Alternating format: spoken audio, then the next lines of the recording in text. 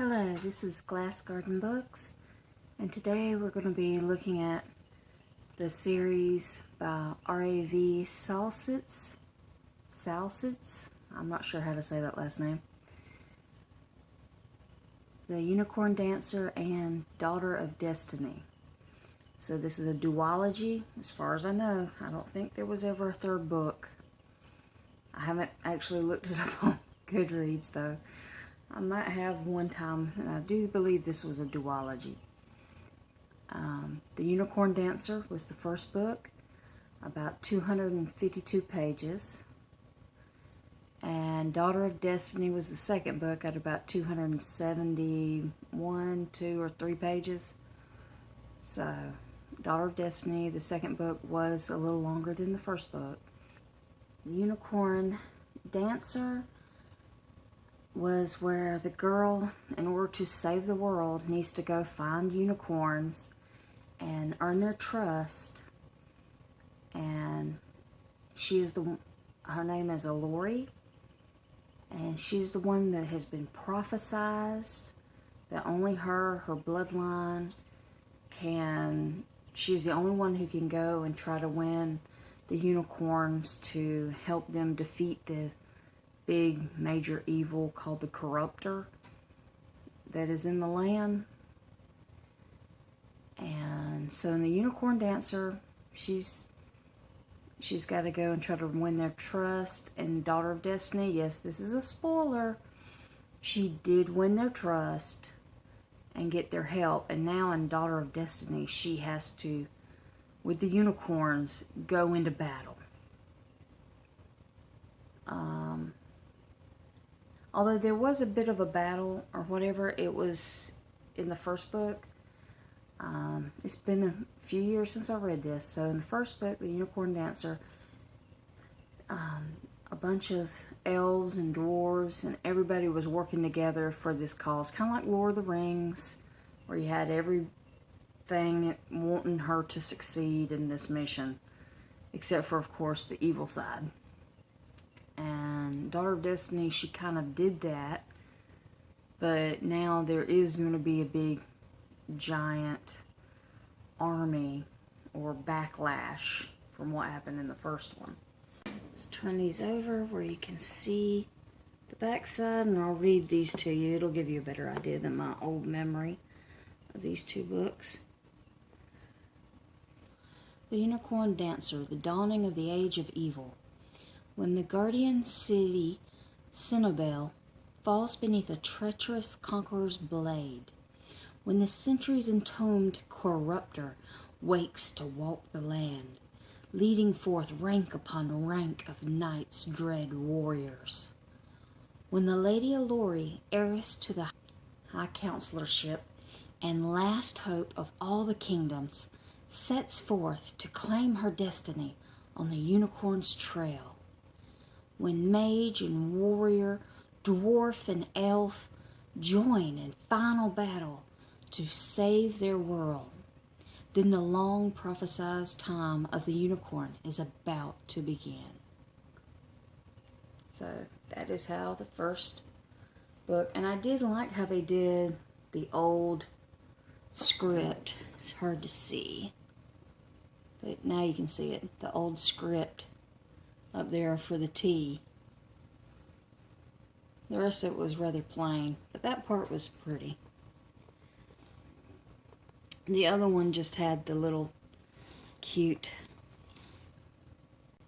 border, still rather plain.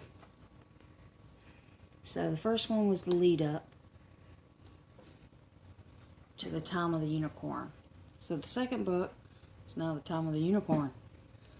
The Lady of the Unicorns, she was R.A.V, last of the blood of the house of Sergius.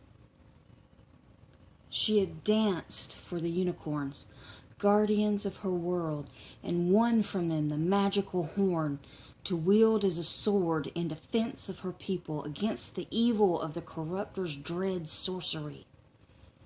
Now the Corruptor's armies, long defeated, the kingdoms of men, dwarves, and elves at peace, R.A.V prepares to wed her beloved rover lord Rowan, But the ancient prophecy which brought her to power threatens her chance for happiness.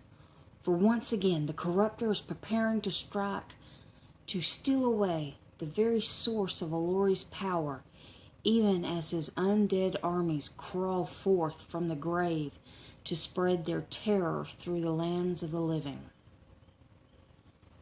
So, as you can tell, it was almost like cliffhangers on the back of both books. But don't worry, if you read the first book and you're like, it's not for you, at least the first book feels like a total ending. It doesn't leave you at just a cliffhanger ending for the first book. So don't worry, if you read the first book and it's just not your cup of tea, then you can end it there.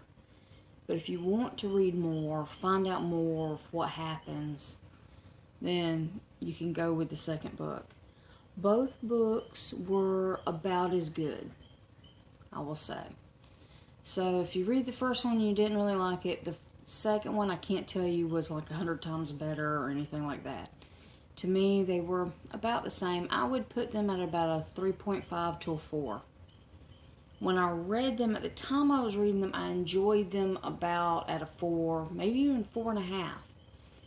But I read them a while back, not when I was a kid, but it has been probably more than 5 years since I read them. And not a lot of the story has stuck with me. About the only thing that stuck with me was her trying to go through this doorway, gate thingy, or waterfall, something. And that's about it. That's all I remember from it. So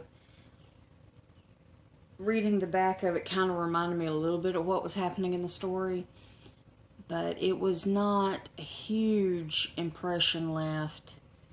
And what's funny is I've read it twice. I read it one time when I was a lot younger, and then about 5 or 6 years ago I reread it because I couldn't remember if I'd read both of the books or just one of them. So I reread it, and when I was rereading it, things seemed very familiar, but I'd already forgotten the story then too. So I've read this duology twice, forgotten the story twice. So it is not hugely, it's not a story that hugely imprinted upon me. Now for someone else it may do more, especially if you're younger, if you're a girl or, you know, a younger teen when you read it. I read it as an adult both times, so it was not something that drastically imprinted on me and made me love it for forever. It was just a pretty good read. It didn't make me regret picking up the books. The books were good enough. I did like them as I read them. I don't remember if there was any major problems in them. I'm not remembering not liking them. So they were likable but forgettable, and which means, yeah, they could be rereadable if you keep forgetting them. Other than that, I can't really say that they were must reads. So probably about a 3.5, a solid 3.5. A little more than likable, but not very memorable.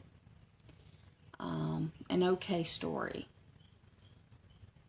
It was very emotion driven. It seemed like, from what I can remember, it didn't seem like a huge amount happened in each book.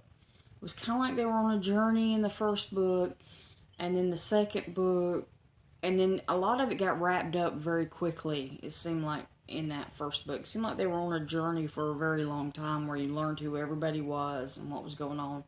And there were a few little mishaps or problems that they had to deal with on the journey, and there was like a ticking deadline or whatever of what was about to happen, kind of like the unknown. And in the second one, you kind of already knew she is definitely the daughter of destiny. I mean, that is the name. Now it's more like gotta redefeat the evil. So it seemed like maybe in the second book there was a little more action.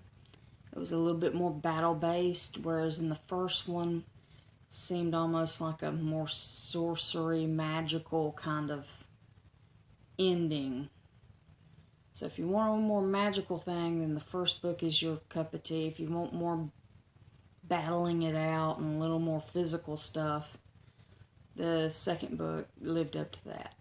Almost read as one story instead, or one book, like book part 1, part 2. So you get a little bit of both. So they are definitely good as a duology. And that's it for the Unicorn Dancer by R.A.V. Salsitz. Okay. And that's it. Have a good day.